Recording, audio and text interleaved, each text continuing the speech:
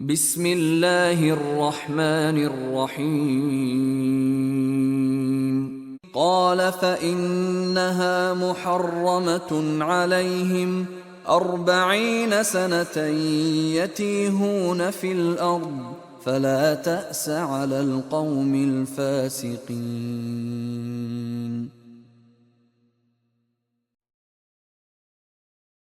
واتل عليهم نبأ ابني آدم بالحق إذ قربا قربانا فتقبل من أحدهما ولم يتقبل من الآخر قال لأقتلنك قال إنما يتقبل الله من المتقين.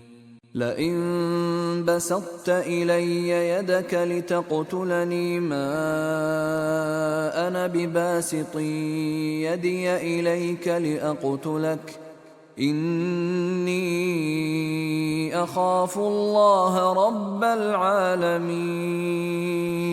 إني أريد أن تبوء بإثمي وإثمك فتكون من أصحاب النار وذلك جزاء الظالمين.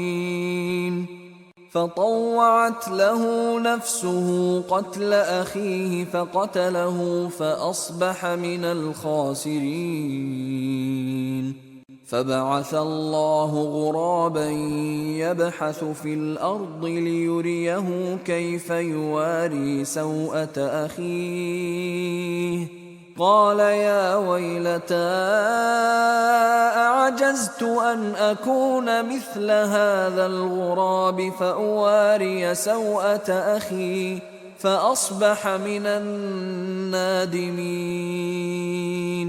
من أجل ذلك كتبنا على بني إسرائيل أنه من قتل نفسا بغير نفس أو فساد في الأرض فكأنما قتل الناس جميعا ومن أحياها فكأنما أحيا الناس جميعا ولقد جاءتهم رسلنا بالبينات ثم إن كثيرا منهم بعد ذلك في الأرض لمسرفون. إنما جزاء الذين يحاربون الله ورسوله ويسعون في الأرض فسادا أن يقتلوا أو يصلبوا أو تقطع أيديهم وأرجلهم من خلاف أو ينفوا من الأرض ذلك لهم خزي في الدنيا ولهم في الآخرة عذاب عظيم. إلا الذين تابوا من قبل أن تقدروا عليهم فاعلموا أن الله غفور رحيم. يا أيها الذين آمنوا اتقوا الله وابتغوا إليه الوسيلة وجاهدوا في سبيله لعلكم تفلحون. إن الذين كفروا لو أن لهم ما في الأرض جميعا ومثله معه ليفتدوا به من عذاب يوم القيامة ما تقبل منهم ولهم عذاب أليم. يريدون أن يخرجوا من النار وما هم بخارجين منها ولهم عذاب مقيم. والسارق والسارقة فاقطعوا أيديهما جزاء بما كسبا نكالا من الله والله عزيز حكيم. فمن تاب من بعد ظلمه وأصلح فإن الله يتوب عليه إن الله غفور رحيم. ألم تعلم أن الله له ملك السماوات والأرض يعذب من يشاء ويغفر لمن يشاء والله على كل شيء قدير. يا أيها الرسول لا يحزنك الذين يسارعون في الكفر من الذين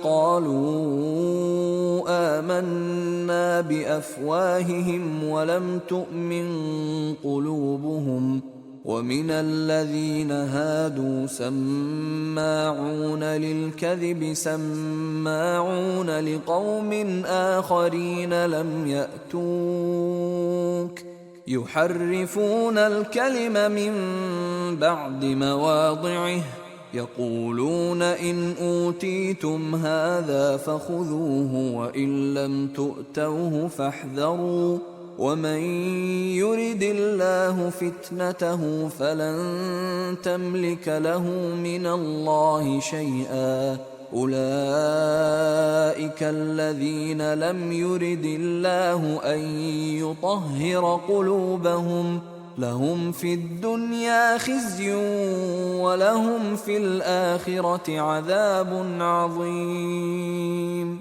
سماعون للكذب أكالون للسحت فإن جاءوك فاحكم بينهم أو أعرض عنهم وإن تعرض عنهم فلن يضروك شيئا وإن حكمت فاحكم بينهم بالقسط إن الله يحب المقسطين. وكيف يحكمونك وعندهم التوراة فيها حكم الله ثم يتولون من بعد ذلك وما أولئك بالمؤمنين. إنا أنزلنا التوراة فيها هدى ونور يحكم بها النبيون الذين أسلموا للذين هادوا